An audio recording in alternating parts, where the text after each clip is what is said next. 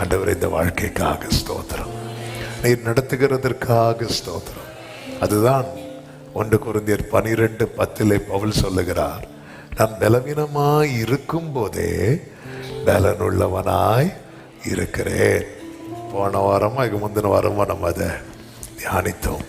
ஆமென். நான் பலவீனமாய் 2 கொரிந்தியர் நினைக்கிறேன். ஆமென். பலவீனமாய் இருக்கும் போதே, எஸ், அந்தபடி நான் பலவீனமாய் இருக்கும் போதே பலம் உள்ளவனாய் இருக்கிறேன்.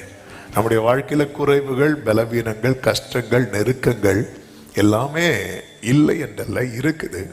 அது நடுவிலும் கர்த்தர் நம்மை என்னென்ன செய்யணுமோ அதை நம்மை கொண்டு செய்ய வைக்கிறார். ஹல்லேலூயா. ஓடுற பலம் இல்லைனாலும் நடக்க வைக்கிறார், நடக்கிற பலன் இல்லைனாலும் நிற்க வைக்கிறார், நிற்கிற பலன் இல்லைனாலும் உட்கார வைக்கிறார்.